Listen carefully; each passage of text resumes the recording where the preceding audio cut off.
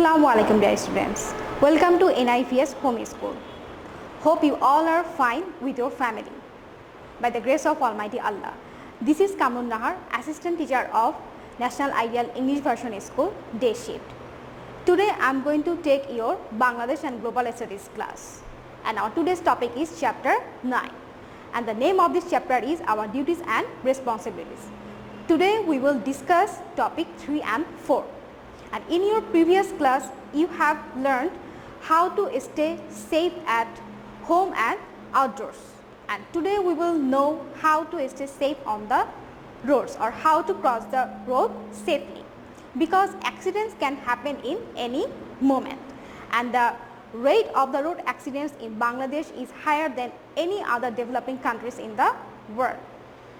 Now you can ask why. Because most of the drivers, especially the person who drives the cars, buses, trucks, auto rickshaw, taxi cab, are not well trained or well educated. So they are not aware of following the traffic rules properly. As a result, what happened? They drive the car carelessly or recklessly. So we must be careful when we are on the road. And most of the accidents occur when people are trying to cross the road. So if we follow some rules, we can be able to avoid accidents and keep ourselves safe on the road. So these are the 3 rules to cross the road safely. Now let's read 3 rules about crossing the road safely. Walk on the pavement and not in the middle of the road. So when you are on the road, you will use pavement or footpath. You will not walk in the middle of the road, which is very risky. Use the bridge to cross the road. That means we will use foot over bridge to cross the road. Number 3, cross the road at zebra crossing after looking carefully both ways. Now if you don't find a foot over bridge to cross the road, you will use zebra crossing, but before crossing the road you will look left and right. Then if you feel safe, you will cross the road. Now we will know the road safety code or green cross code. And the green cross code is a step-by-step procedure to help the pedestrian or the passerby to cross the road safely. That's why it is also called the road safety code. So what are the procedure or what are the 5 steps? Let's read. Number 1, find the safest place to cross. So when you want to cross the road, at first you will find a safest place to cross. You will find a place which is less risky. Number 2, stop at the bend or just before reaching the end. So where there is a bend, you will stop and then you will wait for what? For the traffic. Now look, number 3, look for traffic and listen. So now we will look for traffic and you will look both ways, and then you will try to listen the noise of the traffic. Number 4, if traffic is coming, let it pass. So if you listen to the noise of the traffic, and if any traffic is coming, you will let it pass and you will wait. Number 5, when it is safe, go straight and do not run. So when you feel safe, when there is no traffic or the traffic are far away, you will go straight. That means you will cross the road straightly and you will not run in the street, which is very dangerous for you.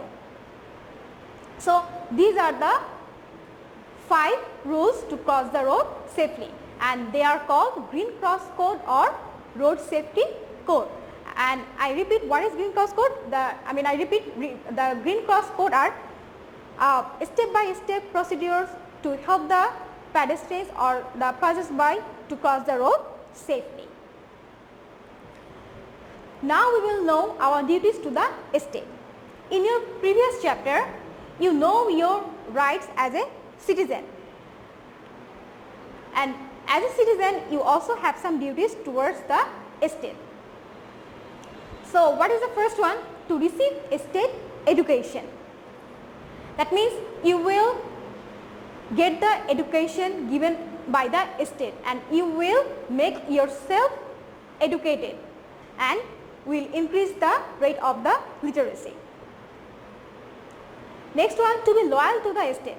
So you will be loyal to the state and you will not do any work or you will not say any word which go against to the state, which go against the state. And we will also know the history of our country, that is how we will get our, how we get our liberation war, and we will respect them. Number 3, to obey laws. To run a state or the society smoothly, we should follow all the rules properly. Otherwise, we should face some penalty or punishment. Next one, to pay taxes. That means we will pay taxes to the government to run the states. Now the government need to maintain different organizations to give services to its citizens. And when we pay taxes, that means when we share a portion of our income to help the government collect those monies or collect those taxes and run the states. That means they give facilities to the citizens by collecting taxes from the citizen. Next one, to vote. That means when you are adult, that is when you are 18 years old, you will give vote. It's your duty. You will vote to select a representative from your area, and that representative will go to our National Parliament House and they will do the welfare for the society. Next one, to protect state property. We will look after or we will take care of our state property. Why? Because we use the state property. Actually, we pay for those state property. That means we pay taxes for the state property. So these are our properties. We will look after them.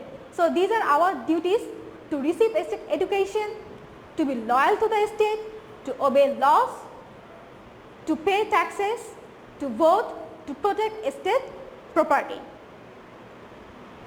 So what do you learn from this lesson? That we must be careful when we are on the road. If we are not alert, it will be dangerous for us.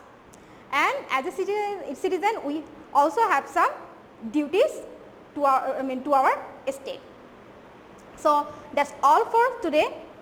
Hope you have understood our today's topic. Study regularly and obey your parents. See you again. Allah Hafiz.